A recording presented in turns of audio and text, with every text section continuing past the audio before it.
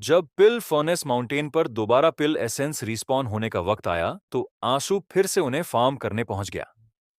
अपने काम को बखूबी निभाते हुए गोल्डन ओवरलॉर्ड स्वॉर्ड ने बाहर निकलने वाले हर पिल एसेंस को एक एक कर मार गिराया।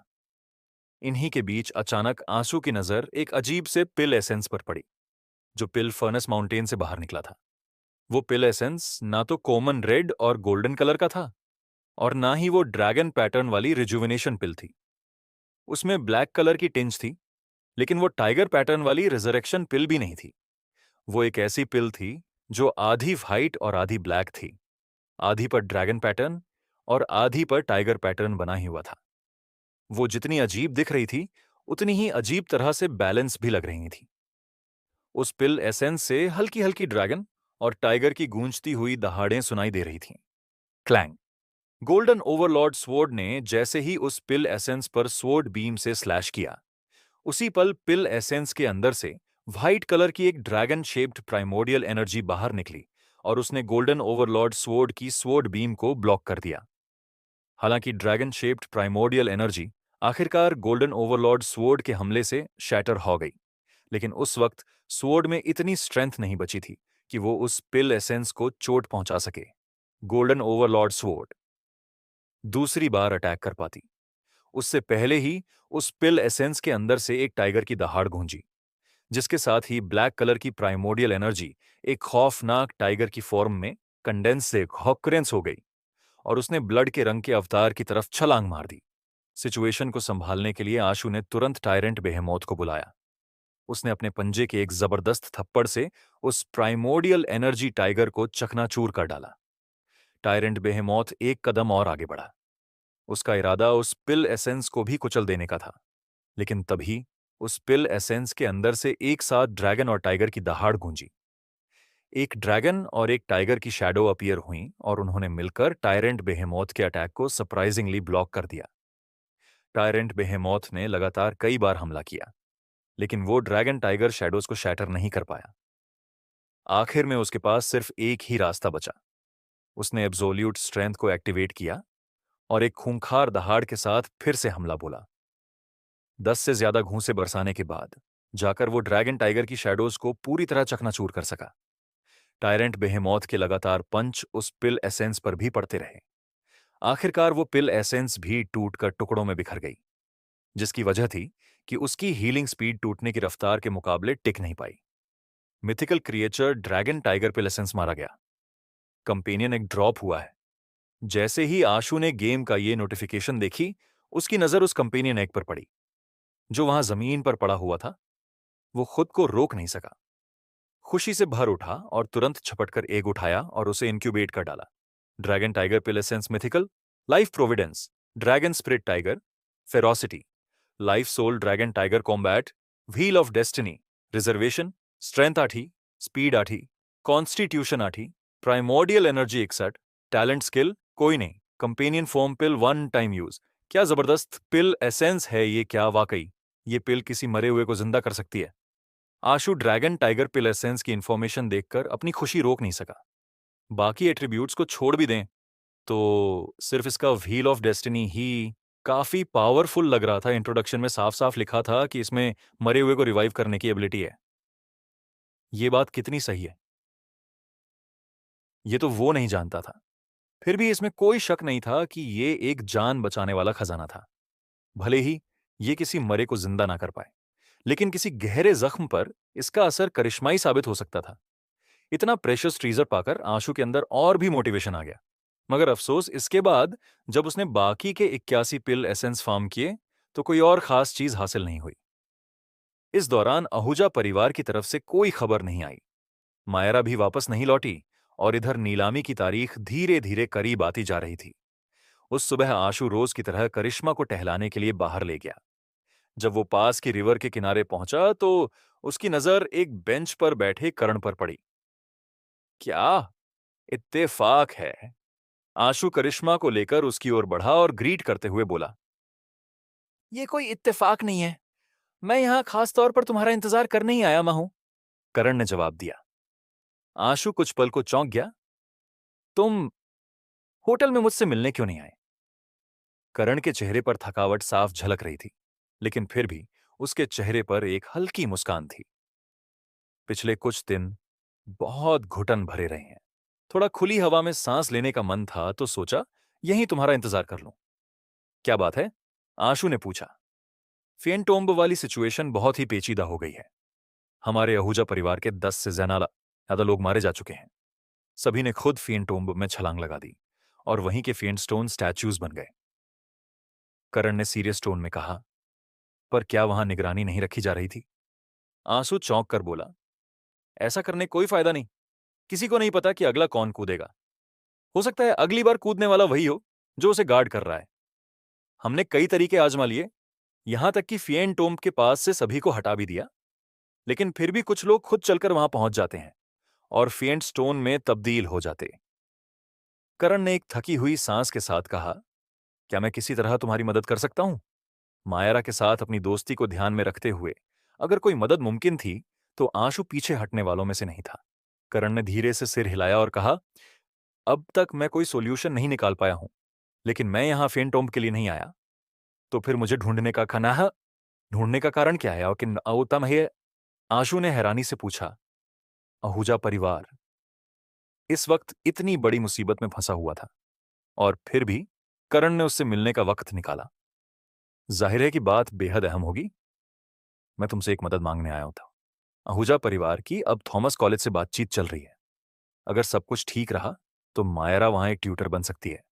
उस वक्त मैं चाहूंगा कि तुम उसका थोड़ा ख्याल रखो। उसके ज्यादा दोस्त नहीं है, इसीलिए मैं ये किसी और से कह भी नहीं सकता। करण ने शांति से कहा, क्या फेंटोम्ब वाली सिचुएशन वाकई इतनी खतरनाक है? आशु को साफ समझ आ गया था, क्योंकि अगर हालत इतने खराब ना होते तो आहूजा परिवार कभी मायरा को माउंट ड्रैगन टाइगर से भेजने का फैसला नहीं करता। वो भी किसी कॉलेज में ट्यूटर बनने के लिए तो बिल्कुल नहीं।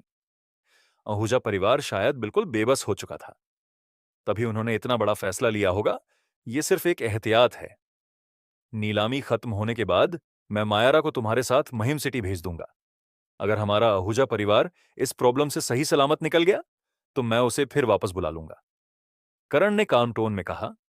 आशु को लगा कि यह एक मौका हो सकता है, इसीलिए उसने करण की ओर देखा और बोला, हालांकि मुझे फिएंटोम्ब के बारे में ज्यादा जानकारी नहीं है, लेकिन मेरी अपनी कुछ खास एबिलिटीज हैं। हो सकता है वो फिएंटोम्ब के लिए किसी काम आ जाए। अगर तुम्हारे आहूजा परिवार को कोई ऐतराज ना हो तो क्या मैं फिएंटोम्ब का एक कंप्लीट सर्वे कर सकता हूं? आहूजा परिवार तुम्हारे इस प्रपोजल के लिए बहुत आभारी है। फिर हमें ऐतराज क्यों होगा? करण बोला। लेकिन फिएंटोम्ब बेहद खतरनाक है। जो कोई भी उसके कांटेक्ट में आता है वो अनजाने में उसके अंदर चला जाता है। मुझे डर है कि करण ने बात अधूरी छोड़ दी, मगर उसका इशारा साफ था। मैं पहले ही फिएंटोम्ब जा चुका हूं। अगर वाकई कोई दिक्कत है तो शायद मैं बच भी ना पाऊं। मैं ये सब अपने लिए ही कर रहा हूं, आशु ने जवाब दिया। उसकी आखिरी बात एकदम सच थी। सर्वे करने की बात तो बस एक बहाना थी। असली मकसद ये था कि आशु उस छोटी हथेली के निशान की पिक्चर ले सके और फिएंटोम्ब का डंजन डाउनलोड कर सके।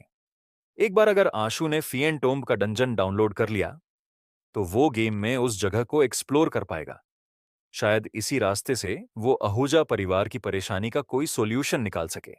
तुम कब जाना चाहोगे? करण ने कुछ पल सोचने के बाद पूछा। जितनी जल्दी हो सके। ये मामला टालने जैसा नहीं है, आशु ने सीरियस एक्सप्रेशंस के साथ जवाब दिया। तो फिर अभी चलो मेरे साथ। इतना कहकर करण ने आंसू को एक बार फिर फेंटोम्ब की तरफ ले जाना शुरू कर दिया। आंसू अंदर से बेहद खुश था। इस बार वो आखिरकार फेंटोम्ब के करीब जा सकेगा और उस पर इंग्रेव्ड छोटी हथेली के निशान की फोटो ले सकेगा। जब वे दोबारा फेंटोम्ब पर पहुंचे तो वहां की सिचुएशन पहले से कहीं ज्यादा टाइट लग रही थी। साफ दिख रहा था कि अब वहां आहूजा परिवार के ज्यादा लोग तैनात थे। हर स्टोन प्लेटफॉर्म पर चार चार लोग आमने सामने बैठे थे। ऐसा इंतजाम शायद इसलिए किया गया था कि अगर किसी एक के साथ कुछ भी एबनॉर्मल होता तो बाकी तीन तुरंत समझ जाते और हालात को संभाल सकते। करण, तुम उसे यहां क्यों लाए हो? एक बुजुर्ग ने पलकें सिकोड़ते हुए कहा। जब उन्होंने बसों के जर उन्होंने करण को आंसू के साथ आते देखा। अंकल, आशु को कई special reconnaissance primordial energy skills में महारत हासिल है। शायद ये हमें फिएन टोम्ब की प्रॉब्लम समझने में मदद कर सके। इसलिए मैंने इसे बुलाया है कि एक बार जगह देखकर समझे। करण ने ये नहीं बताया कि आने की रिक्वेस्ट खुद आशु ने की थी। जल्दी करो, दूसरों को डिस्टर्ब मत करना। बुजुर्ग ने हल्की सी नाखुशी दिखाई, लेकिन और कुछ नहीं कहा। करण आशु को फिएन टोम्ब के एरिया में ले गया। आशु ने साफ साफ देखा कि फिएन स्टोन की पेट्रिफिकेशन वाली सिचुएशन और ज्यादा बिगड़ चुकी थी। पास की पहाड़ी दीवारों का एक छोटा हिस्सा अब पूरी तरह से स्टोन बन चुका था। पिछली बार जब वो आया था, तब फिएंट स्टोन्स ने इतनी बड़ी जगह को कवर नहीं किया था। इसके अलावा जमीन पर 10 से ज्यादा फिएंट स्टोन के स्टोन स्टैच्यूज पड़े थे। उनकी शक्लें और एक्सप्रेशंस अलग अलग थे। जाहिर था कि ये ज्यादातर आहूजा परिवार के वो लोग थे जो फिएंट टोम्ब के अंदर ट्रैप हो गए थे। तुम इन्वेस्टिगेशन कैसे करने वाले हो? क्या कोई खास जरूरत है तुम्हें? करण ने आंसू से पूछा। मुझे फिएंट टोम्ब को करीब से ऑब्जर्व करनी होगी। अगर पॉसिबल हो तो मैं कुछ फोटोज भी लेना चाहूंगा। आशु ने कहा। तुम फोटो ले सकते हो, लेकिन तुम्हें जल्दी करनी होगी। और याद रहे, जब तुम फिएंट टोम्ब के पास जाओ तो उन लाइनों से आगे मत बढ़ना और फिएंट स्टोन्स को टच भी मत करना, वरना तुम्हारा हाल भी इनकी तरह हो जाएगा। करण ने आसमान में बनी लाल लाइनों की तरफ इशारा किया। वे फिएंट टोम्ब से लगभग 10 मीटर की दूरी पर थीं। ठीक है क्या? मैं अब जा सकता हूं? आशु ने तुरंत हामी भर दी। करीब 10 मीटर की दूरी से उसका फोन उस छोटी हथेली के निशान को लॉक कर सकता था और डंजन डाउनलोड कर सकता था। जाओ, उम्मीद है तुम कुछ पता लगा सकोगे, करण ने कहा। आंसू हवा में उछला और गॉडफीन लाइफ प्रोविडेंस का इस्तेमाल करके फेन टोम की तरफ उड़ गया। उसी वक्त उसने डॉक्टर डार्कनेस को सोल की फॉर्म में अपने साथ फ्यूज कर लिया और अपनी आईज ऑफ पेनिट्रेशन एक्टिवेट की ताकि वो फिएन टोम्ब को देख सके। असल में आईज ऑफ पेनिट्रेशन का मेटल और स्टोन जैसी चीजों पर खास इफेक्ट नहीं होता था। आशु सिर्फ आहूजा परिवार को दिखाने के लिए ये सब कर रहा था, ताकि वो माने कि उसमें ऐसी एबिलिटीज हैं और वो कोई फालतू हरकत करने नहीं आया। जब आहूजा परिवार के लोगों ने देखा कि आशु की आंखों से दो तेज बीम्स फेंटोम की तरफ जा रही हैं, जैसे दो सर्चलाइट्स हों, तो वे उसे क्यूरियोसिटी के साथ देखने लगे। आशु ने ऐसा दिखाया जैसे वो बारीकी से कुछ देख रहा हो। फिर उसने अपना फोन निकाला और फोटो खींचने लगा। हकीकत में आईज ऑफ पेनिट्रेशन मोटे फेंट स्टोन्स के पर फेंट टोम के अंदर कुछ भी नहीं देख सकती थीं। आशु ने फेंट टोम के चारों तरफ चक्कर लगाया और मौके का फायदा उठाकर उस छोटी हथेली के निशान की एक फोटो ले ली। जैसे ही उसने फोटो ली, गेम की डाउनलोड स्क्रीन खुल गई, जिससे आशु ने राहत की सांस ली। थोड़ी देर तक फिएन टोम्ब के चारों तरफ सीरियस ऑब्जर्वेशन करने का नाटक करने के बाद आशु वापस स्टोन प्लेटफॉर्म पर लौट आया। कैसा रहा? जब करण ने आशु से पूछा तो बाकी आहूजा परिवार के मेंबर्स भी उसकी तरफ देखने लगे। इस वक्त तो कुछ भी क्लियर नहीं कह सकता। मैं वापस जाकर सोचूंगा, शायद तब कुछ समझ में आए, आशु ने जवाब दिया। ठीक है। करण ने बिना और कुछ कहे आशु को वापस ले गया। जैसे ही आशु अपने रेजिडेंस में लौटा, वो इंतजार नहीं कर सका और उसने तुरंत फेन टोम्ब का वो डंजन ओपन कर लिया जो उसने अभी अभी डाउनलोड किया था। एक तो उसे खुद फेन टोम्ब डंजन को लेकर जबरदस्त दिलचस्पी थी, और दूसरा, वो वाकई आहूजा परिवार की मदद करना चाहता था। वो नहीं चाहता था कि मायरा का परिवार तबाह हो जाए और उसे थॉमस कॉलेज भेज दी जाए। गेम सक्सेसफुली डाउनलोड हो चुका था, जिसे पुख्ता करने के लिए फोन की स्क्रीन पर एक व्हाइट कब्र की इमेज अपीयर हुई, जिसके नीचे लिखा था फिएन टोम्ब। आशु ने प्रोग्राम पर क्लिक किया और गेम में एंटर हो गया। उसके सामने जो सीन आया वो ठीक वही माउंटेन क्रेटर था जहां फिएन टोम्ब मौजूद थी। छोटी सी फिएन टोम्ब वहीं थी और उसके चारों ओर फैले ग्रेश व्हाइट फिएंट स्टोन्स मूनलाइट में ऐसे शाइन हो रहे थे जैसे स्नो हो। आंसू ने देखा कि फयेंट स्टोन से भरी जमीन पर असल जिंदगी की तरह ही कई अजीब चेहरे दिखाई दे रहे थे। वहां 10 से ज्यादा चेहरे थे, लेकिन उनमें से कोई भी ऐसा नहीं था जो फयेंट स्टोन में तब्दील हुए आहूजा परिवार के किसी मेंबर का हो। करण की बातों के हिसाब से इंसान तब तक स्टोन में नहीं बदलते जब तक फनेन न्यानॉन फेस जमीन पर ना दिखाई दें, क्योंकि जब उन्होंने फेंट फेसेस के अपीयर होने से पहले फेंट स्टोन को टच किया था, तब ऐसी कोई प्रॉब्लम सामने नहीं आई थी। आशु को इस बात पर भरोसा था, जिसकी वजह थी कि टायरेंट बेहेमोथ पहले भी फेंट स्टोन्स खा चुका था और तब कोई दिक्कत नहीं हुई थी। आशु ने अलग अलग तरह के कुछ कंपेनियन बीस्ट बुलाए और उन्हें जमीन पर उतारे। जैसा कि उम्मीद थी, वे सभी पत्थर में बदल गए। इसके बाद आशु ने दोबारा टायरेंट बेहेमोथ को बुलाया ताकि देख सके कि क्या वो भी अब स्टोन में ट्रांसफॉर्म होगा। आफ्टर ऑल, वो पहले भी फाइंड स्टोन्स खा चुका था। टायरेंट बेहेमोथ जैसे ही फिएंट स्टोन्स पर लैंड हुआ, उसके पैरों पर भी फिएंट स्टोन पेट्रिफिकेशन के सिम्टम्स शो होने लगे। हालांकि ये प्रोसेस बहुत धीमी स्पीड से हो रही थी। क्या ये भी फिएंट स्टोन पेट्रिफिकेशन से बच नहीं पा रहा है? आशु को थोड़ा हैरान रह गया। उसने तुरंत टायरेंट बेहेमोथ को एब्सोल्यूट स्ट्रेंथ इस्तेमाल करने का ऑर्डर दिया और उसी पल पेट्रिफिकेशन प्रोसेस रुक गई। यह देखकर आशु ने राहत की सांस ली। शुक्र है कि टायरेंट बेहेमोथ अभी भी काफी स्ट्रांग था। नहीं तो फेन टोम्ब के अंदर जाना इतना आसान नहीं होता, क्योंकि फेन टोम्ब में एंटर होने का कोई रास्ता नहीं था। इसीलिए आशु को उसे जबरदस्ती खोदकर ही अंदर जाना था, और ये खोदने जैसी भारी जिम्मेदारी सिर्फ बेहेमोथ के कंधों पर ही डाली जा सकती थी। आहूजा परिवार का एक पूर्वजों से चला आ रहा रूल था कि फेन टोम्ब को कभी भी खोदा नहीं जाना चाहिए, क्योंकि अगर ऐसा किया गया तो गॉडेस नेजी जाग उठेगी, और जब वो जागेगी तो सब कुछ छलकर राख हो जाएगा। इंसानों के पास सरवाइव करने का कोई चांस नहीं रहेगा। असल जिंदगी में आशु भी फेन टोम्ब को खोदने की हिम्मत नहीं करता, लेकिन गेम के अंदर ऐसे कोई तबू नहीं थे। आशु की कमांड पर एब्सोल्यूट स्ट्रेंथ एक्टिवेट किए टायरेंट बेहेमोथ ने फेन टोम्ब पर जोरदार टक्कर मारी। उसके सिर पर मौजूद दोनों हॉर्न इलेक्ट्रिक ड्रिल की तरह स्पिन होने लगे और फेन टोम्ब के सरफेस से तुरंत चिंगारियां उड़ने लगी। हर तरफ फेंट स्टोन की बारीक धूल फैल गई। जैसे ही बेहेमोथ ने कब्र खोदना शुरू किया, जमीन पर अपीयर हुए फेंट फेस अचानक जिंदा से लगने लगे। वो जमीन से बाहर निकल आए और फेंट स्टोन स्टैच्यूज में ट्रांसफॉर्म हो गए। इन फेंट स्टोन स्टैच्यूज ने बिना एक शब्द कहे टायरेंट बेहेमोथ पर अटैक कर दिया। आशु ने तुरंत कुछ कंपेनियन बीस्ट्स भेजे ताकि वे उन्हें टायरेंट बेहेमोथ की खुदाई में खलल न डाल पाएं, क्योंकि ये सिर्फ एक टेस्ट था। इसलिए आशु ने अपने मेन कॉम्बैट कंपेनियन बीस्ट नहीं भेजे थे।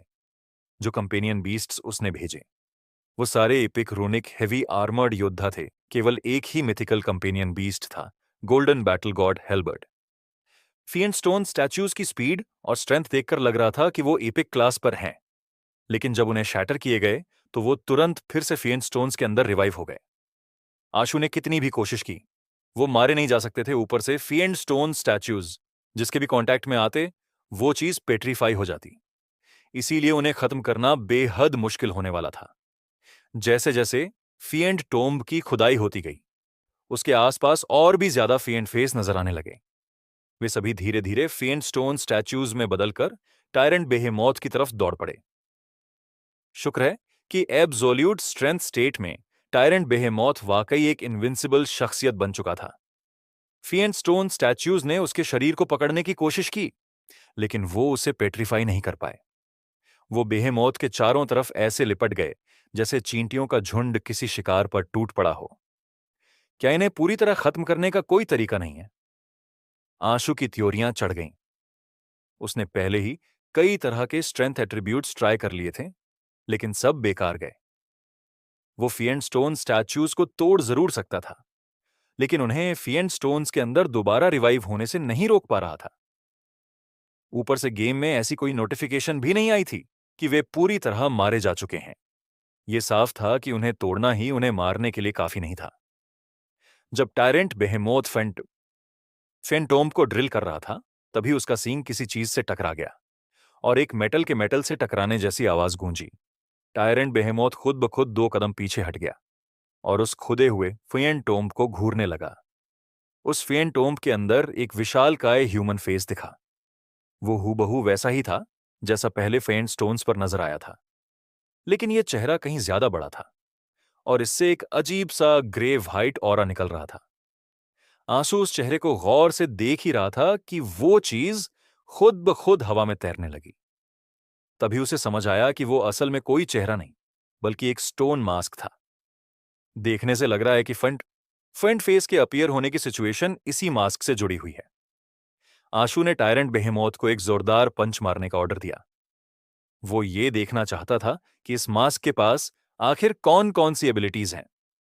टायरेंट बेहेमोथ के एब्सोल्यूट स्ट्रेंथ वाले पंच ने उस मास्क को चकनाचूर कर दिया। ये देखकर आशु थोड़ी देर के लिए हैरान रह गया। भले ही भाई उसे लगता था कि इस दुनिया में बहुत कम कंपेनियन बीस्ट्स हैं जो टायरेंट बेहेमोथ का सीधा मुकाबला कर सकते हैं, लेकिन इस मास्क का तो एक पंच में ही काम तमाम हो गया। ये तो बहुत वीक था, यहां तक कि ड्रैगन टाइगर पिल एसेंस से भी कमजोर। आशु अभी इसी बात को लेकर कंफ्यूज था कि तभी उसने देखा जो मास्क शैटर हुआ था उसके पार्टिकल्स हवा में उड़कर टायरेंट बेहेमोथ की तरफ बढ़ने लगा। इसके पहले कि आशु कुछ समझ पाता, वो पार्टिकल उसके चेहरे से टकराए और पल भर में एक कंप्लीट मास्क में ट्रांसफॉर्म हो गए। लेकिन इस बार वो मास्क टायरेंट बेहेमोथ के चेहरे के साइज के हिसाब से था, जो पूरे चेहरे को कवर कर चुका था। आशु को तुरंत महसूस हुआ कि कुछ गड़बड़ है, और वो सही ही था, क्योंकि टायरेंट बेहेमोथ जोर से दहाड़ा और उस मास्क को हटाने के लिए तड़पने लगा। लेकिन उसे कोई कामयाबी नहीं मिली। उसका स्ट्रगल भी धीरे धीरे स्लो हो रहा था।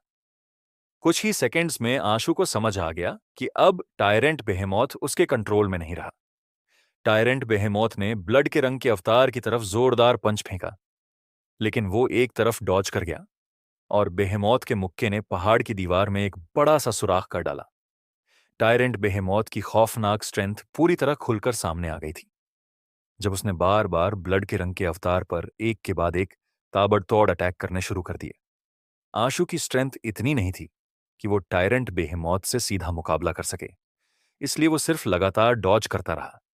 आशु डॉज करते हुए उस मास्क को गौर से देख रहा था और मन ही मन टायरेंट बेहेमोथ से कनेक्शन बनाने की कोशिश कर रहा था। लेकिन अब वो मेंटल कनेक्शन काम नहीं कर रहा था। वो मास्क पूरी तरह से टायरेंट बेहेमोथ को कंट्रोल कर रहा था। उस नकाब की एबिलिटी ने आशु को हैरान कर दिया। लगता है अब सिर्फ एक ही रास्ता बचा है। अगर मैं उस मास्क को तोड़ दूं तो क्या बेहेमोथ को आजाद कर सकता हूं? आशु ने सोचा। अगले ही पल उसने इनविजिबिलिटी रोब पहन लिया और एकदम से मिस्टर इंडिया की तरह गायब हो गया। टायरेंट बेहेमोथ एक ऐसा कंपेनियन बीस्ट था जो ब्रूट फोर्स को यूज करता था। आमने सामने की लड़ाई में वो कभी किसी से नहीं डरा था। मगर अब आंसू गायब हो चुका था। टायरेंट बेहेमोथ बस वहीं खड़ा रह गया, जैसे अवाक रह गया हो। उसके चेहरे पर चिपका हुआ मास्क चारों तरफ देखने लगा, लेकिन आंसू का कहीं कोई नामो निशान नहीं था।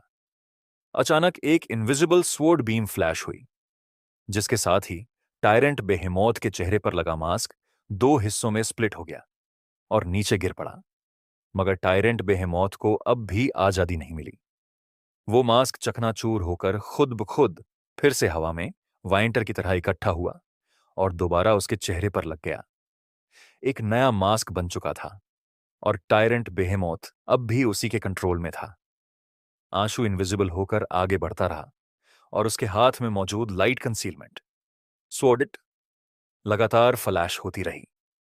अनगिनत स्ट्राइक्स में आंसू ने मास्क को बार बार तोड़ा, लेकिन हर बार वही नतीजा रहा जो आंसू नहीं चाहता था। टूटा हुआ मास्क वापस टायरेंट बेहेमोथ के चेहरे पर लौट आता और दोबारा फॉर्म हो जाता। वो अब भी टायरेंट बेहेमोथ को पूरी मजबूती से कंट्रोल कर रहा था। ऐसा नहीं हो सकता कि उसमें कोई कमजोरी ही ना हो। मगर इस मास्क की वीकनेस आखिर है क्या? इनविजिबल रहते हुए आशु ने हेल्किंग लाइफ सोल की एबिलिटी और ट्रूथ लिसनर की हियरिंग का इस्तेमाल करते हुए मास्क को लगातार स्कैन करना शुरू किया। डॉक्टर डार्कनेस के पेनिट्रेटिव विजन के साथ मिलकर मास्क अब आशु के सामने लगभग बेनकाब था। मास्क खुद में पूरी तरह परफेक्ट था। वो ग्रे स्टोन से बना हुआ था, लेकिन उसमें कोई खास बात या अलग चीज आशु को नजर नहीं आई। ये आशु के पहले देखे गए वाटर एलिमेंटल बीस्ट से बिल्कुल अलग था। वाटर एलिमेंटल बायएंडीज को बिखेरा और दोबारा फॉर्म किया जा सकता था, लेकिन उसके शरीर के अंदर एक वायएंटर एलिमेंटल कोर होता था। जब तक वो कोर तबाह ना हो, वाटर एलिमेंटल बायएंडीज को पूरी तरह खत्म नहीं किया जा सकता था। लेकिन ये मास्क अलग था। इसके शरीर में कोई कोर नहीं था। चाहे आंसू इसे जितना भी काट लें या टायरेंट बेहेमोथ की तरह इस मास्क को धूल में बदल दे, वो इसे खत्म नहीं कर सकता था। क्या सच में इसकी कोई कमजोरी नहीं है? आशु ने काफी देर तक गौर से मास्क का इंस्पेक्शन किया, लेकिन उसकी कोई वीकनेस उसे नजर नहीं आई। इनविजिबिलिटी रोब में छिपी डेमोनिक नियोनेट ने अब तक कोई एक्शन नहीं लिया था। जाहिर था कि उसने भी इस मास्क की कोई कमजोरी अभी तक डिस्कवर नहीं की थी, इसीलिए उसने कुछ करने का फैसला नहीं लिया। अगर डेमोनिक नियोनेट और मैं दोनों मिलकर भी इसकी कोई कमजोरी नहीं ढूंढ पा रहे, तो क्या वाकई इसकी कोई कमजोरी नहीं है? आशु के दिल में एक हलचल सी हुई। या फिर इसकी कमजोरी इसके शरीर पर है ही नहीं? इसी ख्याल के साथ वो पूरे फोकस के साथ उस फिएंटोम की ओर देखने लगा जहां उसने ये मास्क डिस्कवर किया था। फिएंटोम के अंदर ग्रेज व्हाइट कलर के फिएंट स्टोन्स थे। जब मास्क वहां से निकला था तब उसके नीचे के फिएंट स्टोन्स इंसानी चेहरों की शेप में फॉर्म हो गए के थे। शायद ऊपर से कंप्रेस होने की वजह से ऐसा हुआ हो। हालांकि वे सिर्फ शेप में ही थोड़े मिलते जुलते थे। उनमें बाकी फिएंट स्टोन्स जैसी जीवंतता नहीं थी। वो किसी लिविंग क्रिएचर जैसे नहीं लगते थे। लेकिन आशु ने इसकी परवाह नहीं की। उसे हर पॉसिबिलिटी को ट्राई करनी थी। वो तुरंत अपनी इनविजिबल फॉर्म में फिएंटोम की तरफ बढ़ा और लाइट कंसीलमेंट स्वॉर्ड से बहुत रफ्तार से हमला किया। उसका निशाना था वो इंसानी चेहरे जैसी शेप वाले फिएंट स्टोन्स पर पिस सवत शॉट। जहां जहां स्वॉर्ड का कट पड़ा वहां से फव्वारे की तरह काला खून निकल पड़ा। उसी पल टायरेंट बेहेमोथ के चेहरे पर चिपका मास्क अचानक मरोड़ खाने लगा और उस पर भी वैसे ही क्रैक्स नजर आने लगे जैसे स्वॉर्ड शॉट स्ट्राइक से बने थे। जैसे ही वो काला खून बहा मास्क एक तेज छटाक की आवाज के साथ टूटकर जमीन पर गिर पड़ा। मिथिकल क्रिएचर घॉल मास्क मारा गया। गेमिंग स्क्रीन पर यह नोटिफिकेशन फ्लैश हुई। कुछ भी ड्रॉप नहीं हुआ। आशु थोड़ा डिप्रेस्ड हो गया। जो हाल ही में dragon tiger pill essence drop हुआ था, लगता है कि उसी ने उसकी सारी किस्मत खा ली थी। क्योंकि कई दिन हो गए थे मगर उसे कोई अच्छा ड्रॉप नहीं मिला था। जैसे ही घॉल मास्क का काम तमाम हुआ आशु का टायरेंट बेहेमोथ से दोबारा कनेक्शन बन गया। साथ ही फिएंट स्टोन में जो फिएंट फेस अपीयर हुए थे वो भी चकनाचूर हो गए। अब जब बाकी कंपेनियन बीस्ट्स ने दोबारा उन फिएंट स्टोन्स को छुआ तो वे स्टोन में नहीं बदले। लगता है फिएंट स्टोन की पैट्रिफिकेशन प्रॉब्लम घॉल मास्क की वजह से ही ट्रिगर हो रही थी। आशु ने सोचा क्या आहूजा परिवार के लोग घॉल मास्क की वजह से ही फिएंटोम की तरफ गए थे। अगर ऐसा है तो उनकी सिचुएशन शायद सोल्व हो सकती है। ये सोचते हुए आशु ने टायरेंट बेहेमोथ को फिएंटोम में और गहराई तक खुदाई करने का हुक्म दिया, ये देखने के लिए कि नीचे और क्या छुपा हुआ है। अब जब फिएंट स्टोन स्टैच्यूज बीच में दखल नहीं दे रहे थे, टायरेंट बेहेमोथ ने और भी तेजी से खुदाई शुरू कर दी। वो खुदाई में निकले हुए फिएंट स्टोन्स को सीधे निगलता जा रहा था ताकि अपनी खर्च हो चुकी प्राइमोर्डियल एनर्जी को फिर से भर सके। लेकिन खुदाई करते करते अचानक टायरेंट बेहेमोथ रुक गया। ऐसा लगा मानो यमराज ने उसकी आत्मा ही निकल ली हो।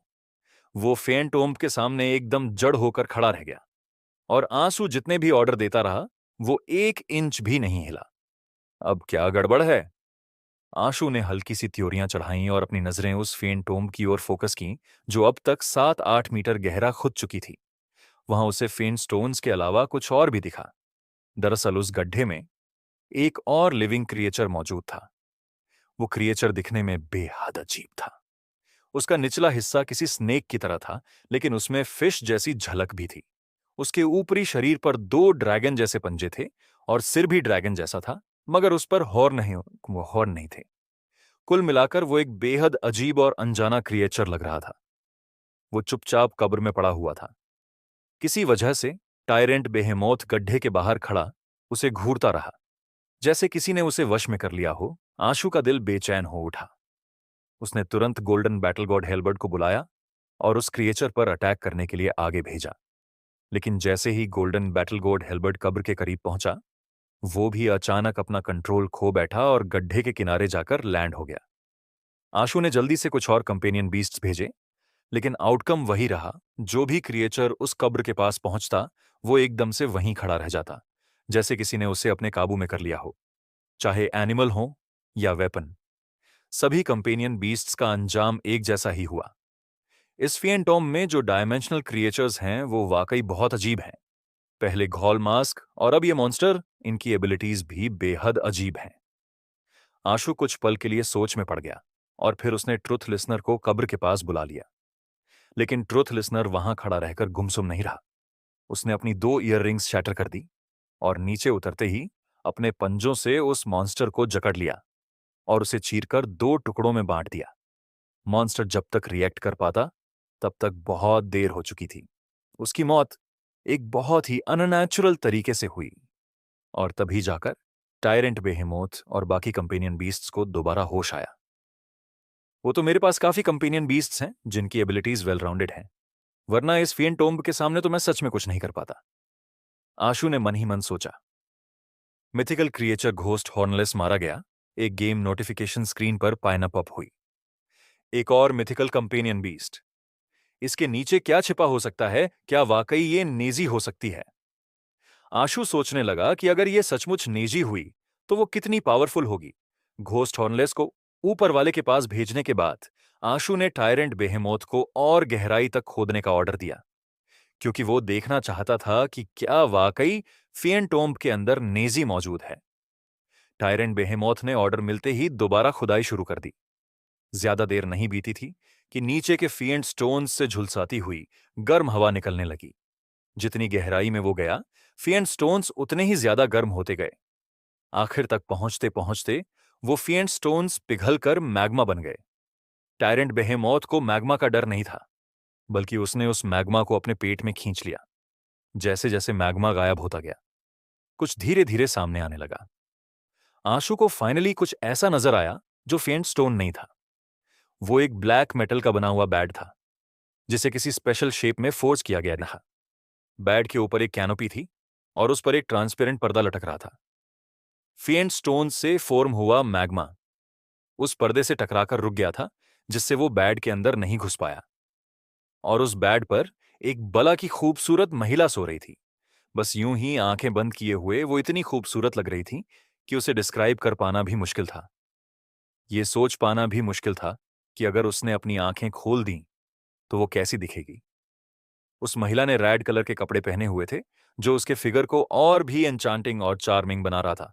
गेम का स्टाइल भले ही थोड़ा कार्टूनिश था, मगर फिर भी उसे देखने वाले ज्यादातर मर्द शायद उसके दीवाने हो जाते। अगर ये सब रियलिटी में हो रहा होता तो वो कितनी कामुक और अल्ट्रा अलूरिंग लगती। ये सोचकर भी आशु के मन में हलचल सी मच गई। हालांकि आशु उस औरत की खूबसूरती की तारीफ करने के मूड में नहीं था। उसका चेहरा अब भी सोलम बना हुआ था, क्योंकि उस महिला से उसे एक जाना पहचाना हुआ ऑरा महसूस हो रहा था। वो ऑरा किसी डायमेंशनल क्रिएचर का नहीं था, बल्कि एक गार्जियन का था। लेकिन आम तौर पर गार्जियन कोकून के अंदर होते हैं, जबकि ये औरत बेड पर मजे से सो रही थी। इसका मतलब सिर्फ एक ही हो सकता था। वो कोकून को बहुत पहले ही क्रैक कर चुकी थी। आशु को जो पता था, उसके मुताबिक सिर्फ ताकतवर होने से कोई गार्जियन कोकून से बाहर नहीं आ सकता।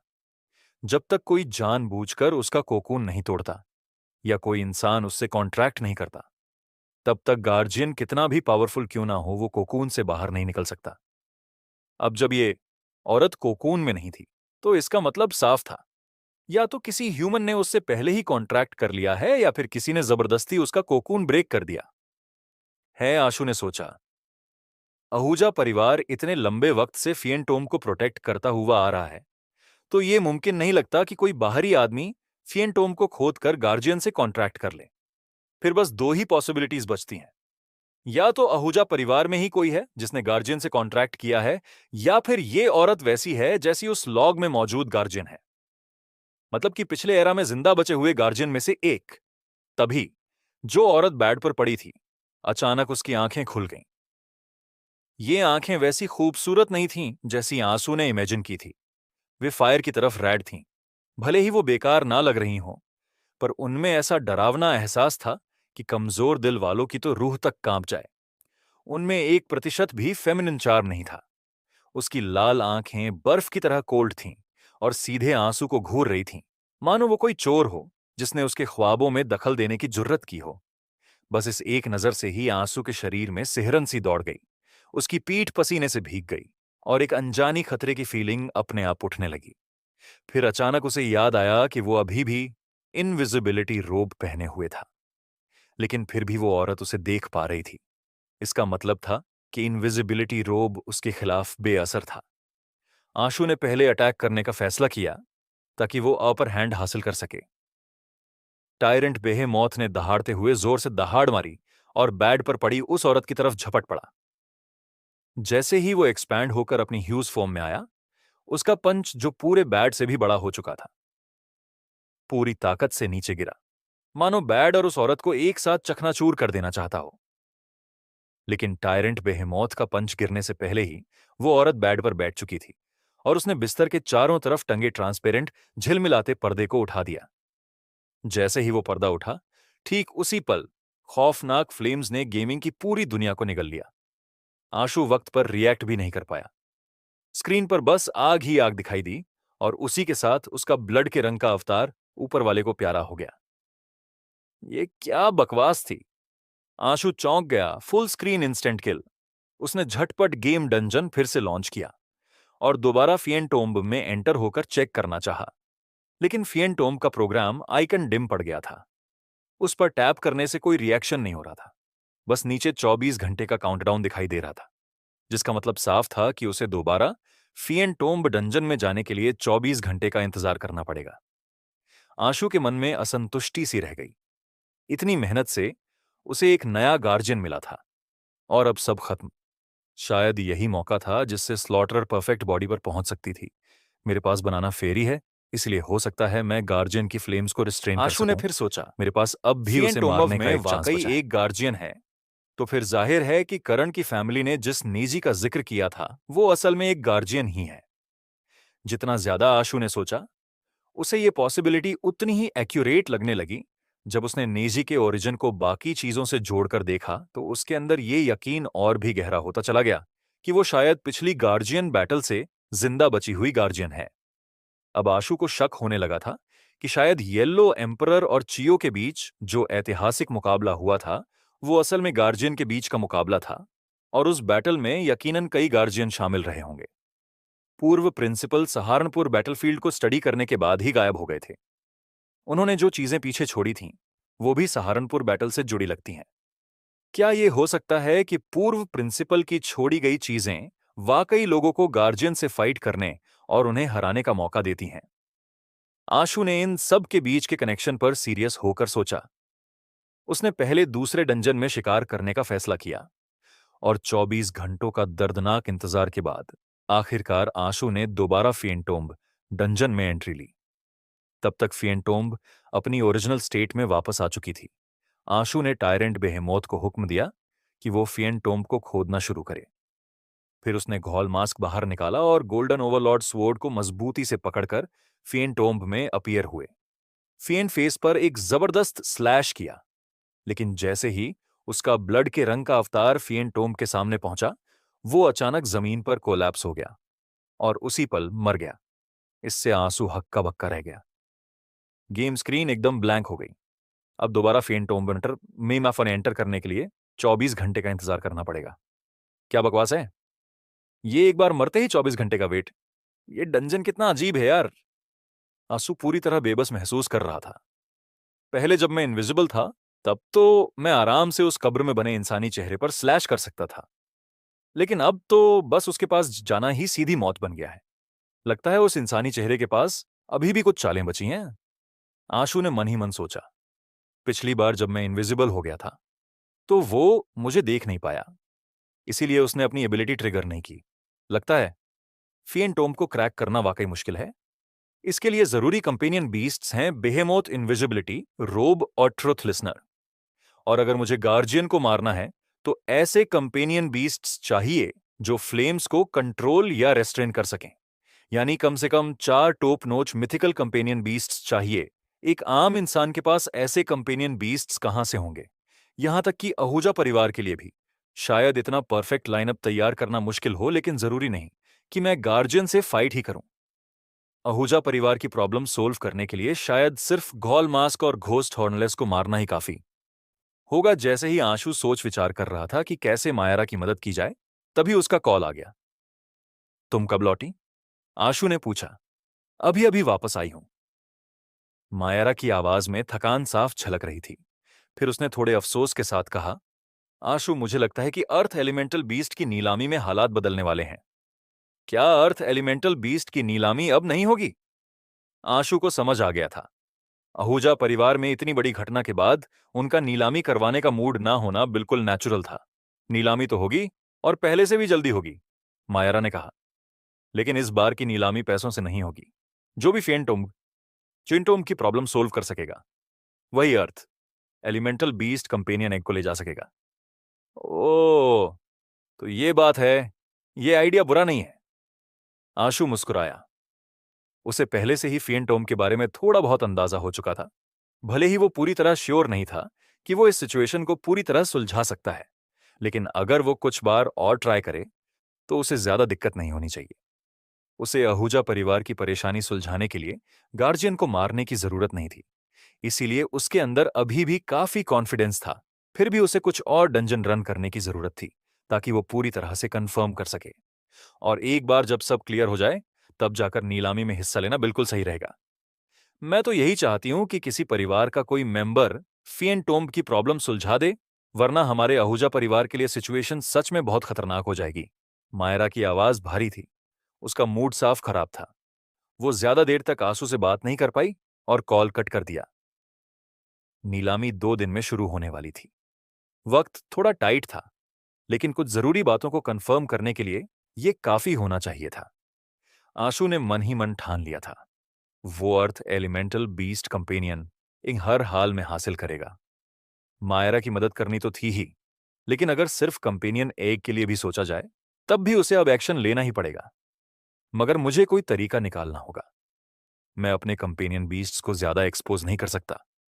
आशु ने सोचा, उसे अब इस पूरे मामले को इस तरह हैंडल करना था कि उसके बहुत से कंपेनियन बीस्ट्स सामने ना आ जाएं। आखिर उसे इस कोशिश के लिए कई कंपेनियन बीस्ट्स की जरूरत पड़ने वाली थी। कम से कम टायरेंट बेहेमोथ ट्रुथ लिसनर और इनविजिबिलिटी रोब तो जरूरी थे ही।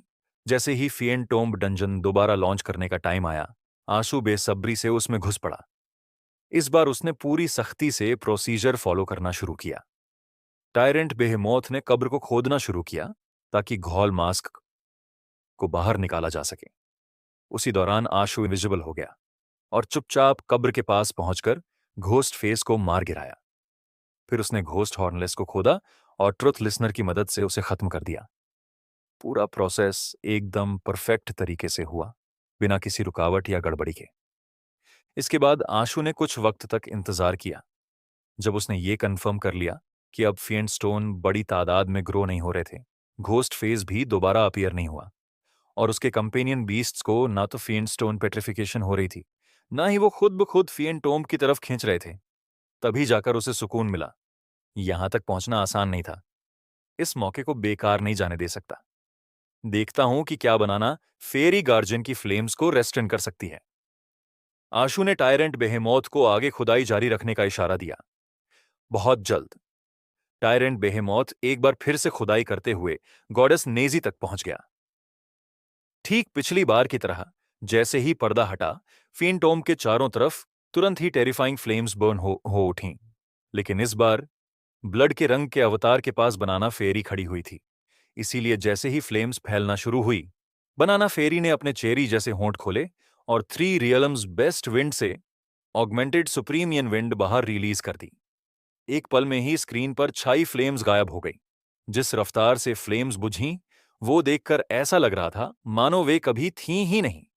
यहां तक कि फिएंटोम का मैग्मा भी सुप्रीमियन विंड की वजह से मिट गया और फ्रीज होकर स्टोन में बदल गया। जहां तक उस मेटल बैड की बात है, वो 3 रियल्म्स बेस्ट विंड की पावर से उड़ गया। वो दूर दराज तक लुढ़कता गया और कुछ ही देर में एक काले पॉइंट में बदलकर आंखों से ओझल हो गया। यह अंदाजा लगाना मुश्किल था कि वो कितनी दूर गया था, लेकिन इतना जरूर था कि वो इन गेम विजन की हद से बाहर जा चुका था। जैसा कि उम्मीद थी, 3 रियल्म्स बेस्ट विंड वाकई में बहुत पावरफुल है। आशु की खुशी का ठिकाना नहीं था। यहां तक कि गार्जियन भी बनाना पेरी के इस अटैक को झेल नहीं पाया। यह सचमुच डरावना था। Warning, warning. गॉडेस नेजी अपनी टेरर फॉर्म में ट्रांसफॉर्म हो रही है। गॉडेस नेजी टेरर फॉर्म में ट्रांसफॉर्म हो रही है। जैसे ही आंसू खुश हुआ, वैसे ही गेम में अचानक एक रैड वार्निंग स्क्रीन पर फ्लैश होने लगी। वो किसी सायरन जैसी थी जो लगातार ब्लिंक कर रही थी, जैसे आंखों को सीधे खतरे का एहसास करवा रही हो। टेरर फॉर्म, ये क्या है? आंशु कुछ पल के लिए स्तब्ध रह गया। उसे महसूस हुआ कि इस टेरर फॉर्म का कनेक्शन मिथिकल स्टेज के टेरर ग्रेड से जरूर है। उसे याद आया कि उस सिल्वर बॉलो वाले कंपेनियन बीस्ट ने कहा था कि पृथ्वी पर जो ज्यादातर मिथिकल क्रिएचर्स अपीयर हुए हैं, वे शायद टेरर ग्रेड के हैं, लेकिन उसने टेरर फॉर्म के बारे में कुछ नहीं कहा था। अभी आशु इसी उलझन में था कि उसने देखा स्कारलेट फ्लेम्स ने आधे आसमान को लाल कर दिया। तभी एक लाल परछाई जो किसी घोस्ट गोड जैसी लग रही थी, चौंकाने वाली स्पीड से हवा को चीरते हुए उसकी ओर बढ़ी। जहां भी वो लाल परछाई जाती, वहां का हर एक हिस्सा जलकर राख हो जाता, यहां तक कि हवा और माउंटेन भी बर्न हो उठे। आशु उससे काफी दूर था, इसलिए शुरुआत में वो उस परछाई को ठीक से देख नहीं पाया, लेकिन वो इतनी तेजी से आई कि पलक झपकते ही साफ दिखने लगी। ज्यादा चांसेस थे कि वो गॉडेस नेजी ही थी, लेकिन अब की गॉडेस नेजी पहले जैसी बिल्कुल नहीं रही थी। अब गॉडेस नेजी का पूरा शरीर टेरिफाइंग फ्लेम्स में जल रहा था। ये फ्लेम्स उसके शरीर के बाहर नहीं, बल्कि उसके पूरे शरीर के भीतर जल रही थीं। उसकी हर मसल, हर बोन, हर एक सेल, सब कुछ खून जैसी लाल आग में सुलग रहा था। ऐसा लग रहा था मानो उसका पूरा शरीर फ्लेम्स से ही बना हो। उसके बाल फायर थ्रेड्स जैसे थे और उसकी आंखें आग की पुतलियों जैसी वो किसी मिथ से निकली फायर डिमोनेस लग रही थी। उसकी मौजूदगी ही एक भयानक और खतरनाक ऑरा एमिट कर रही थी। उसके आने से पूरी वैली जलने लगी। रिवर तुरंत सूख गई और जमीन एकदम लाल हो गई, जैसे नरक की जमीन हो। आंसू क्लियरली सेंस कर सकता था कि उसके शरीर में जो पावर थी वो सोच से भी ज्यादा डरावनी थी। ऐसी फोर्स उसने आज तक किसी भी क्रिएचर या कंपेनियन बीस्ट में नहीं देखी थी। टायरेंट बेहेमोथ ने एक दहाड़ के साथ आसमान की ओर छलांग लगाई। उसका विशालकाय मुक्का हवा में तैरती गॉडेस नेजी की तरफ बढ़ा। एब्सोल्यूट स्ट्रेंथ की पावर से भरा हुआ उसका ये अटैक माउंटेन्स तक को चकनाचूर कर सकता था। लेकिन गॉडेस नेजी ने बस एक कोल्ड नजर टायरेंट बेहेमोथ पर डाली। उसका हमला करने का कोई इरादा नहीं था। टायरेंट बेहेमोथ का वो खौफनाक हमला न तो उसके शरीर को छू पाया और न ही उसकी जलती हुई फ्लेम्स को पेनिट्रेट कर सका। उसके मुक्के को गॉडेस नेजी के शरीर के बाहर मौजूद इनविजिबल फ्लेम्स ने रोक लिया, जैसे फ्लेम्स ने ही उस स्ट्राइक को ब्लॉक कर लिया हो। गॉडेस नेजी के शरीर पर जलती हुई फ्लेम्स भड़क उठीं और अगले ही पल टायरेंट बेहेमोथ का बड़ा सा शरीर एक जलते हुए उल्का पिंड में बदल गया। खौफनाक फ्लेम्स उसके शरीर को बेहद तेजी से जलाने लगीं। अपनी एक्स्ट्रा ऑर्डिनरी फिजिकल स्ट्रेंथ के बावजूद टायरेंट बेहेमोथ उन फ्लेम्स को विथस्टैंड नहीं कर पाया। पूरी वैली आग के समंदर में बदल गई। बनाना फेरी ने जैसे तैसे सुप्रीमियन विंड फूंक कर ब्लड के रंग वाले अवतार को उन फ्लेम्स से जलने से रोका। लेकिन अब बिना थ्री रियल्म्स बेस्ट विंड के सहारे सुप्रीमियन विंड उन खौफनाक फ्लेम्स के सामने टिक नहीं पा रही। जब आशु ने देखा तेजी से कि टायरेंट बेहेमोथ अब जलकर मरने ही वाला है, तो उसने घबराकर तुरंत टॉर्च ड्रैगन यंगलिंग को बुलाया और गॉडेस नेजी पर ब्राइट टॉर्च विजन वर्ल्ड शेकोर्च और लीर वो वर्ल्ड का इस्तेमाल किया। मगर टॉर्च ड्रैगन यंगलिंग की आंखों में सिर्फ आग का एक अथाह समंदर दिखा, लेकिन गॉडेस नेजी का कोई निशान नहीं था। वो वहीं खड़ी थी, लेकिन विजन वर्ल्ड उसे अपनी ओर खींच नहीं पाया। अरे बाप रे, ये क्या है? ब्राइट टॉर्च विजन वर्ल्ड भी बेअसर क्या? ये सब टेररफॉर्म की वजह से हो रहा है। आशु का दिल दहल गया, लेकिन उसके कुछ और सोचने से पहले ही फ्लेम्स का समंदर ब्लड के रंग के अवतार को निगल चुका था और स्क्रीन एकदम ब्लैंक हो गई। क्या ही बला थी ये टेरर फॉर्म?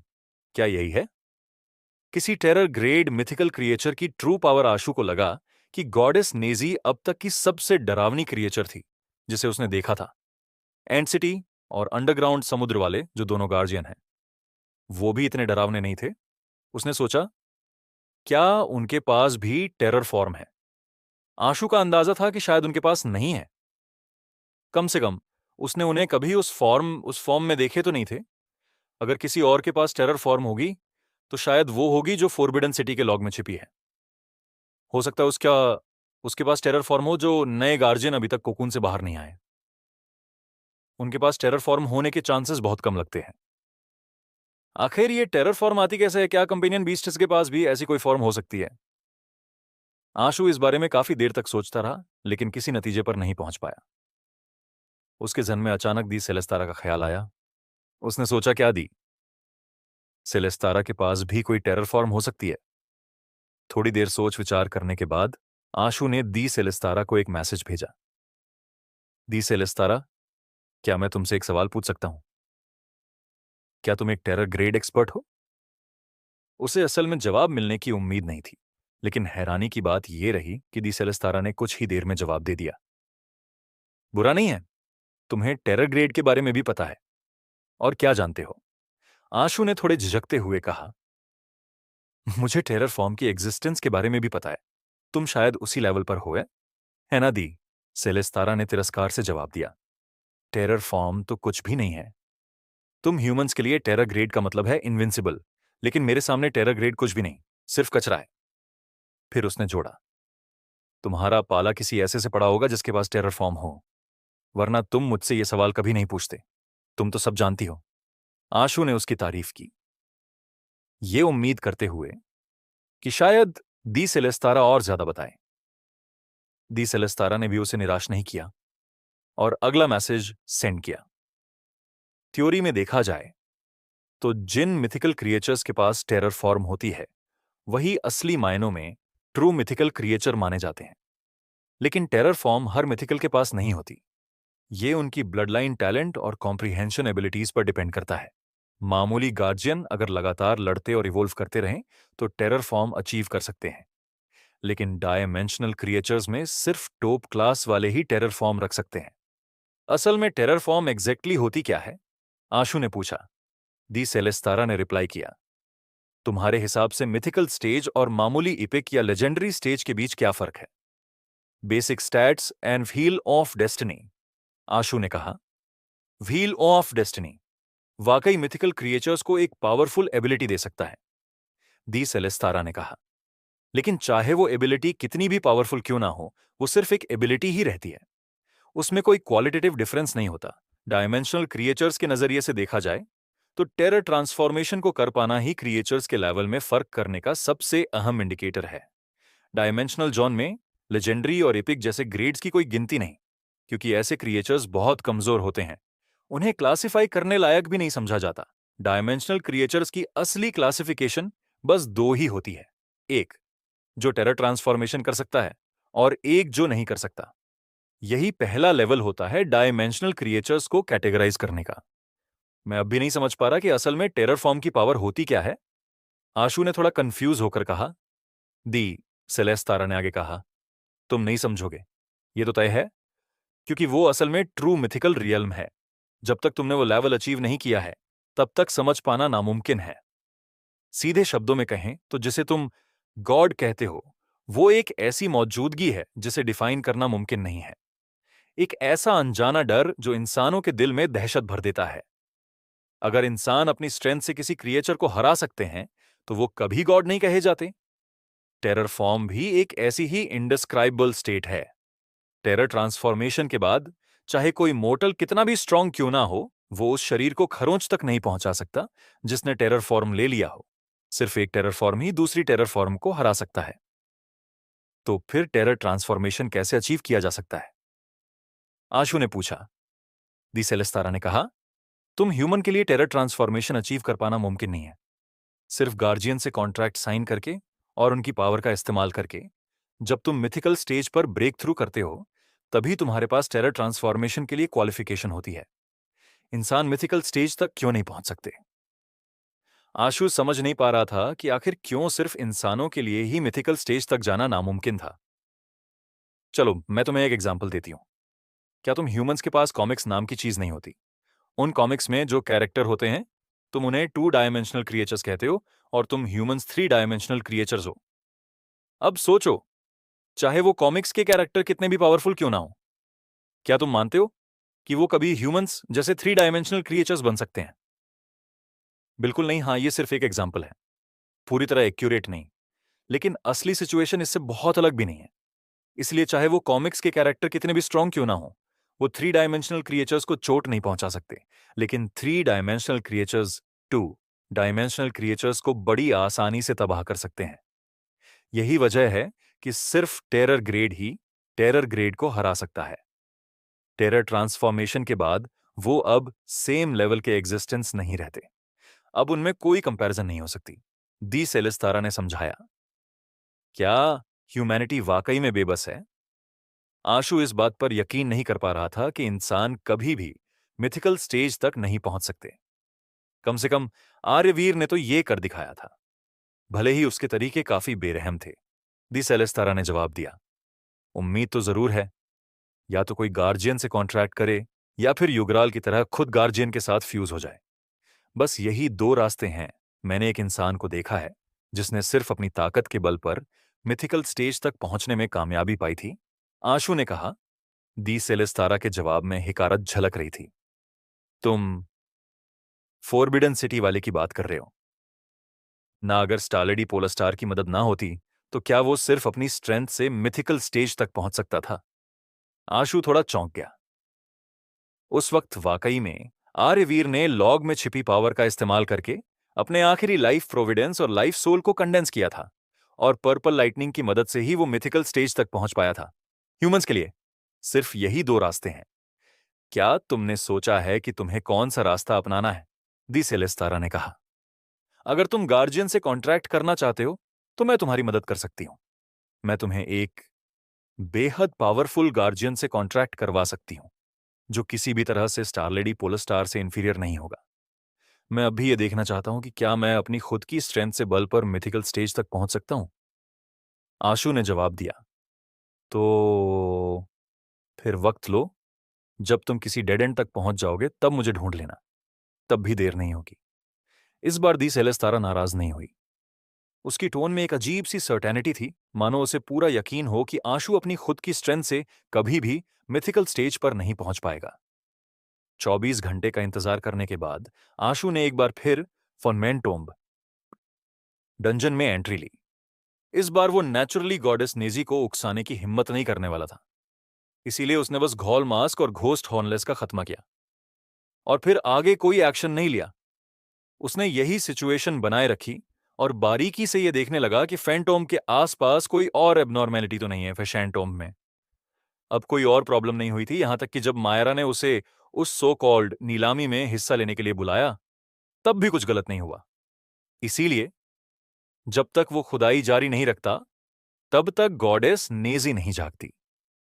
आहूजा परिवार वालों का ओरिजिनली प्लान था कि नीलामी ड्रैगन टाइगर टाउन में हो, लेकिन अब बदलते हालातों की वजह से उसे फैंटोम के पास बने एक टेम्पोरारी कैंप में रिप्लेस कर दिया गया था। जिन लोगों को बुलाया गया था वे बेसिकली फेडरेशन के सबसे बेस्ट लोगों में से थे, क्योंकि सभी 6 परिवारों के मेंबर्स वहां मौजूद थे।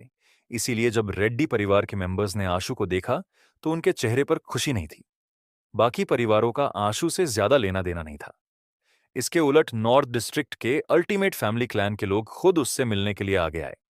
ध्रुव अक्सर तुम्हारा जिक्र करता है और तुम्हारे साथ एक सीरियस बैटल करने की ख्वाहिश रखता है। अगर आगे चलकर फ्यूचर में कभी तुम्हारे पास थोड़ा वक्त हो तो नॉर्थ डिस्ट्रिक्ट आने पर कंसीडर जरूर करना। अल्टीमेट फैमिली क्लैन के उस बुजुर्ग ने मुस्कुराते हुए आशु से कहा। अगर मौका मिला तो मैं जरूर आऊंगा। आशु पहले से ही नॉर्थ डिस्ट्रिक्ट के डायमेंशनल जोन्स के बारे में सोचता आ रहा था, लेकिन वो बहुत दूर थे, इसीलिए अब तक जाना नहीं हो पाया था। मगर अब जब फाइन डस्ट को एडवांस करने के लिए नए रास्तों पर ट्रेवल करने की जरूरत थी तो आशु के लिए बार बार बाहर निकलना अवॉइड करना मुमकिन नहीं था। ऐसे में नॉर्थ डिस्ट्रिक्ट का सफर करना एक अच्छा मौका था। कुछ देर बातचीत करने के बाद आहूजा परिवार का इंचार्ज वहां आ गया और उसने बोलना शुरू किया। उसकी बातों का मतलब वही था जो करण पहले आशु से कह चुका था कि अर्थ एलिमेंटल बीस्ट का कंपेनियन। एक आहूजा परिवार किसी भी तरह की कोई रकम लेकर नहीं देगा। अगर कोई फैंटोम की प्रॉब्लम को सुलझाने में उनकी मदद कर सके तो वो उस कंपेनियन एक को ले जा सकता है। असल में ज्यादातर लोगों को ये खबर पहले से ही मिल चुकी थी, इसलिए कोई हैरानी नहीं हुई। आफ्टर ऑन एल्मायरा के परिवार आहूजा परिवार के साथ इतनी बड़ी बात हो गई थी, उसे छुपाए रखना मुमकिन नहीं था। आहूजा भाई, हमें फिएंटोम की सिचुएशन के बारे में मोटे तौर पर जिनका सोल्यूशन हम तब तक नहीं निकाल सकते जब तक उन्हें अपनी आंखों से ना देख लें। प्रताप परिवार के रिप्रेजेंटेटिव जमाल ने कहा, थोड़ी देर में मैं आप सभी को फिएंटोम दिखाने ले चलूंगा, मगर उससे पहले एक बात मैं सबको साफ कर देना चाहता हूं। फिएंटोम बेहद अजीब जगह है। वहां जो भी जाता है उस पर किसी अनजानी पावर का इन्फ्लुएंस हो सकता है। कौन जाने कब कोई अनजाने में ही फिएंटोम की तरफ बढ़ जाए और फिर एक बेजान फिएंट स्टोन स्टैच्यू बन जाए। इसलिए जो लोग वहां जाएंगे उन्हें बिना किसी शक खतरे का सामना करना पड़ेगा। यह फैसला पूरी तरह आप पर है। अगर इस वजह से कुछ हो जाता है तो आहूजा परिवार की कोई जिम्मेदारी नहीं होगी। आहूजा परिवार के उस इंचार्ज ने कहा। बिल्कुल, फरदीन ने जवाब दिया। ज्यादातर लोगों ने खतरा उठाने की इच्छा जताई, सिर्फ कुछ ही लोग पीछे रह गए। आहूजा परिवार ने एक कॉन्ट्रैक्ट तैयार किया और जो लोग खतरा उठाने को तैयार थे उनसे उस पर साइन करवाए। उसके बाद ही वे उन्हें फिएन टोम्ब ले गए। आशु भी उन्हीं में से एक था। वो अर्थ एलिमेंटल बीस्ट कंपेनियन ही पाना चाहता था, इसलिए वो ये मौका किसी भी हाल में गंवाना नहीं चाहता था। तुम पहले भी वहां जा चुके हो, तुम्हें वहां के खतरों के बारे में पता है, फिर भी दोबारा क्यों जा रहे हो? जब बाकी लोग फिएन टोम्ब की ओर रवाना हो रहे थे, तब मायरा ने आशु को रोक लिया। मैंने एक तरीका सोचा है, शायद उससे फिएन टोम्ब के इन्फ्लुएंस को कम या खत्म किया जा सके, इसलिए मैं उसे ट्राई करना चाहता हूं। आशु ने जवाब दिया। कैसा तरीका है? मायरा ने शक भरे लहजे में पूछा। आशु ने कोई बात नहीं छुपाई। मैं फिएन टोम्ब को खोदकर उसके अंदर मौजूद डायमेंशनल क्रिएचर्स को खत्म करना चाहता हूं। ऐसा करने से नेचुरली उसके नेगेटिव इफेक्ट्स भी खत्म हो सकते हैं। मायरा ने तुरंत सिर हिलाकर मना कर दिया और बोली, तुम ऐसा नहीं कर सकते। हमारे पूर्वज सेलेस्टियल मास्टर ने कहा था कि अगर हमने फिएन टोम्ब के क्रिएचर्स को रिलीज किए तो जरूर कोई बड़ी आपदा हमारे आहूजा परिवार पर आएगी।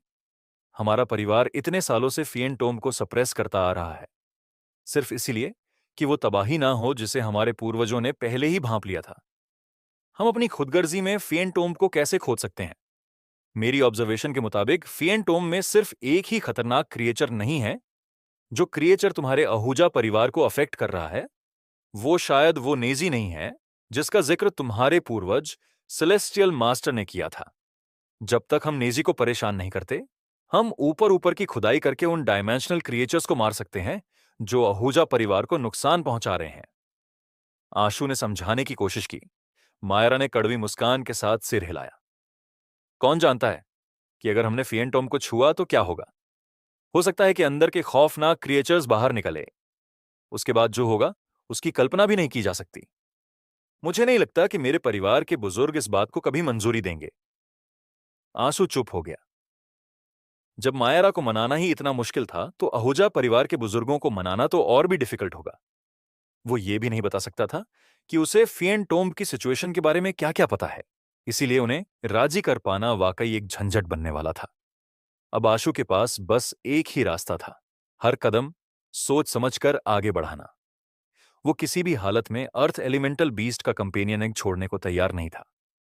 टेरर ट्रांसफॉर्मेशन की दहशत को देखने के बाद अगर कोई ऐसा खौफनाक वजूद सामने आ जाए जिससे लड़ने की स्ट्रेंथ अभी ना हो, तो एक ही ऑप्शन बचता है, भाग जाना।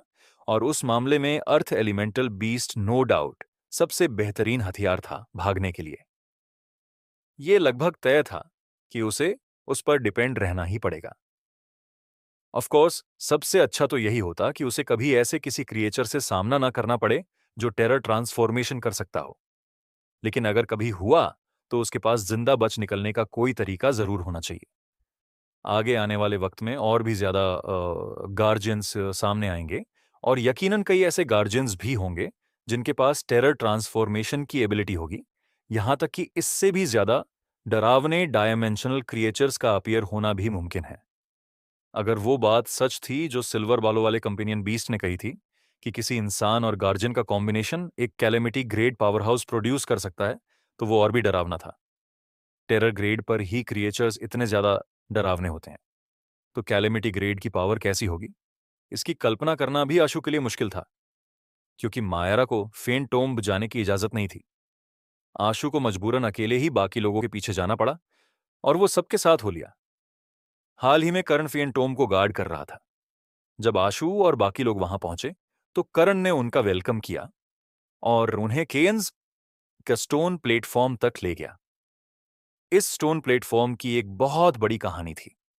इसे आहूजा परिवार के पूर्वज सेलेस्टियल मास्टर ने खुद बनाया था। आज तक ये फिएंट स्टोन्स की पेट्रिफिकेशन से अछूता रहा था।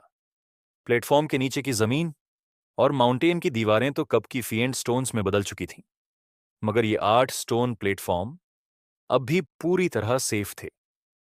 जो ज्यादातर लोग वहां आए थे वे बाकी 5 परिवारों से थे। कुछ लोकल के अमीर परिवारों से थे और कुछ मशहूर फ्रीलांस हंटर्स। आशु ने उन्हें थोड़ी देर गौर से देखा, लेकिन अनूप उसे कहीं नजर नहीं आया। अनुप इतनी आसानी से हार मानने वाला नहीं है। अगर वो यहां नहीं है, तो क्या उसका इरादा अर्थ एलिमेंटल बीस्ट का कंपेनियन एग चुराने का है? आशु के मन में शक जगह बनाने लगा। बाकी लोगों ने पहले ही फिएंट स्टोन्स की प्रॉब्लम पर काम करना शुरू कर दिया था। उन्हें आहूजा परिवार से इस बारे में डिटेल्ड इंफॉर्मेशन मिल चुकी थी। अब वक्त था कि सब अपनी अपनी एबिलिटीज दिखाए। कुछ लोगों ने अपने कंपेनियन बीस्ट्स को बुलाए और ये चेक करने की कोशिश की कि क्या वे पेट्रिफिकेशन से बच सकते हैं। दूसरे कुछ लोग किसी खास पावर से पहाड़ी दीवारों या फ्रीज हुए लोगों को क्लींस करने की कोशिश करने लगे। रेड्डी परिवार के एक बुजुर्ग ने एक क्रूसिफिक्स बुलाया, फिर उन्होंने प्रार्थना की और फिर उस क्रूसिफिक्स से एक होली लाइट इमिट हुई जो उन आहूजा परिवार के लोगों पर जाकर लैंड हुई जो फिएंट स्टोन स्टैच्यूज में बदल चुके थे। मगर इसका कोई असर नहीं हुआ। फिएंट स्टोन्स प्योर नहीं हुए। मानना पड़ेगा कि 6 परिवारों और लोकल अमीर घरानों की विरासत वाकई गहरी थी। उनके पास जो तरीके थे और जितनी वैरायटी में कंपेनियन बीस्ट्स थे, उन्हें देखकर आंशु की आंखें खुल गईं। कुछ कंपेनियन बीस्ट्स एंड एबिलिटीज तो सच में असरदार साबित हो रही थीं। रेड्डी परिवार के एक बुजुर्ग ने एक बुक की शेप वाला कंपेनियन बीस्ट बुलाया। जैसे ही उस बुक का पेज फ्लिप हुआ, उस पर एक शैडो अपीयर हुई। वो घौल मास्क की धुंधली सी शैडो थी। कुछ कंपेनियन बीस्ट्स तो फेंट स्टोन्स पर बिना पेट्रिफिकेशन के चल पा रहे थे। हर कोई अपनी पूरी ताकत झोंक कर इस प्रॉब्लम का सॉल्यूशन ढूंढने में लगा था। ये लोग तो वाकई काबिल हैं। कहीं ये सच में फेंट टोम्ब की प्रॉब्लम सुलझा ना लें। आशु के मन में तुरंत खतरे की घंटी बजने लगी। आंसू ने अर्थ एलिमेंटल बीस्ट के कंपेनियन एग के लिए इतनी मेहनत की थी। अगर कोई और उससे पहले उसे हासिल कर लेता तो ये वाकई बुरा होता। कुछ देर सोचने के बाद आंशु करण के पास गया, जहां जाकर वो फुसफुसाते हुए बोला, मैंने फेंट टोम्ब की प्रॉब्लम का सॉल्यूशन सोच लिया है। मुझे बस इसे थोड़ी खुदाई करके खोलना होगा। करण ने सिर हिलाया और कहा, तुम फेंट टोम्ब को नहीं खोद सकते। भले ही मैं मान भी जाऊं, लेकिन हमारे परिवार के बुजुर्ग कभी मंजूरी नहीं देंगे। सेलेस्टियल मास्टर की तो बात ही छोड़ दो। अगर हम फिएंट टोम्ब को नहीं खोदते, तो मुझे डर है कि इस प्रॉब्लम को रिजॉल्व करना बहुत मुश्किल होगा। मगर तुम बेफिक्र रहो। मेरी इन्वेस्टिगेशन के मुताबिक फिएंट टोम्ब में सिर्फ नेजी ही नहीं है, उसके आसपास और भी डायमेंशनल क्रिएचर्स हैं। हमें बस फिएंट टोम्ब का एक हिस्सा खोदना है और उन क्रिएचर्स को खत्म करना है। मुझे पूरा भरोसा है कि मैं नेजी को परेशान नहीं करूंगा। आशु ने समझाया। करण कुछ पल सोचता रहा, फिर सीरियस होकर बोला, तुम पर मेरा भरोसा होना भी बेकार है। ये हमारे पूर्वज सेलेस्टियल मास्टर की दी हुई टीचिंग्स हैं। हमारा आहूजा परिवार पीढ़ियों से इसे गार्ड कर रहा है और हम इस रूल का उल्लंघन करने की हिम्मत नहीं कर सकते। अगर ऐसा किया गया तो पूरा आहूजा परिवार तबाह हो जाएगा, भले ही ये आहूजा परिवार के आने वाले कल के लिए हो। हमारे बुजुर्ग कभी किसी को फिएंट टोम्ब को छूने नहीं देंगे, मगर अगर हम फिएंट टोम्ब को हाथ नहीं लगाते तो आहूजा परिवार को वैसे ही नुकसान झेलना पड़ेगा। इस हालात में थोड़ा रिस्क लेना जरूरी नहीं है। आंसू अब भी करण को मनाने की कोशिश कर रहा था। करण ने उसकी आंखों में सीधा देखा और पूछा, क्या तुम्हें सच में यकीन है? तुम्हें पूरी तरह श्योर होना होगा। अगर जरा भी कोई हादसा हुआ तो हमारा आहूजा परिवार पूरी तरह तबाह हो जाएगा। आंसू जानता था कि करण चाहता है कि वो कोई पुख्ता सबूत पेश करे जिससे सबको भरोसा हो जाए। लेकिन वो ऐसा क्या दिखा सकता था? वो बस ऐसे ही फोन ऑन करके उन्हें लाइव दिखाकर फैंटोम में फार्मिंग तो नहीं कर सकता था। कुछ देर सोचने के बाद आशु ने कहा, सच कहूं तो मेरे पास एक खास एबिलिटी है जिससे मैं चीजों के आर पार देख सकता हूं। मैं फेंटोम के अंदर की सिचुएशन को साफ साफ देख सकता हूं, इसलिए मुझे इस मामले में पूरा भरोसा है। तुम फेंटोम के आर पार देख सकते हो। करण आंखें चौड़ी कर आंसू की ओर देखने लगा। असल में आहूजा परिवार के पास भी ऐसे कंपेनियन बीस्ट्स थे जिनमें पेनिट्रेटिव विजन की एबिलिटी थी, और वो सिर्फ एक नहीं कई थे। मगर इन सभी कंपेनियन बीस्ट्स का पेनिट्रेटिव विजन फेंटोम क्विंटोम पर काम नहीं करता था। कोई भी उसके अंदर नहीं देख सका था। इसका मतलब ये नहीं था कि उन कंपेनियन बीस्ट्स की विजन एबिलिटी कमजोर थी, बल्कि ये इस बात का सबूत था कि फेंटोम में सो रही गॉडेस नेजी की पावर एक्स्ट्राऑर्डिनरी थी। फेंटोम के आर पार देख पाना कोई आसान बात नहीं थी। यहां तक कि फ्यूचर देखने की एबिलिटी रखने वाले कुछ कंपेनियन बीस्ट्स भी केवल घौल मास्क तक की थोड़ी बहुत भविष्यवाणी कर सके थे, और जो विजन उन्हें मिला वो भी बहुत धुंधला था, ठीक वैसे ही जैसा रेड्डी परिवार के बुजुर्ग ने दिखाया था। फिएंटोम्ब स्तूप में कुल 3 लेवल्स हैं। पहला लेवल है मास्क। मुझे लगता है कि घोस्ट फेस और जो फिएंट स्टोन पेट्रिफिकेशन की पावर है वो इसी फेस से प्रोड्यूस होती है। दूसरा लेवल एक अजीब क्रिएचर है। वो देखने में स्नेक और ड्रैगन जैसा लगता है, लेकिन असल में दोनों में से कोई नहीं। जो आहूजा परिवार के मेंबर्स इनवॉलंटरली ही फिएंटोम्ब की तरफ खींचे चले जाते हैं, वो शायद इसी क्रिएचर के इन्फ्लुएंस में होते हैं। तीसरे लेवल में वो नेजी है, जिसे तुम्हारा आहूजा परिवार सप्रेस और प्रोटेक्ट कर रहा है, लेकिन हमें उसे जगाने की जरूरत नहीं है। हमें बस फिएंटोम्ब का थोड़ा हिस्सा खोदना है और उन 2 डायमेंशनल क्रिएचर्स को खत्म करना है। तब जाकर तुम्हारे परिवार की परेशानी हल हो सकती है। आशु ने पूरी सिचुएशन को कम शब्दों में एक्सप्लेन करते हुए कहा। ये थी आज की कहानी। उम्मीद है आपको ये नॉवेल एक्सप्लेनेशन पसंद आया होगा। अगर आप किसी और नॉवेल को सुनना चाहते हैं या किसी कहानी के बारे में जानना चाहते हैं तो कृपया हमें कमेंट सेक्शन में बताएं। हम आपके लिए और भी रोमांचक और मनोरंजक कहानियां लाते रहेंगे। हमारे चैनल एफएस नोवेल एक्सप्लेनर को सब्सक्राइब करना न भूलें और बेल आइकॉन को दबाएं ताकि आप हमारी कोई भी वीडियो मिस ना करें। और हां, अगले एपिसोड के लिए तैयार रहें, क्योंकि कहानी में अभी और भी ट्विस्ट और टर्न आने बाकी हैं। मिलते हैं अगली कहानी में, तब तक के लिए अलविदा।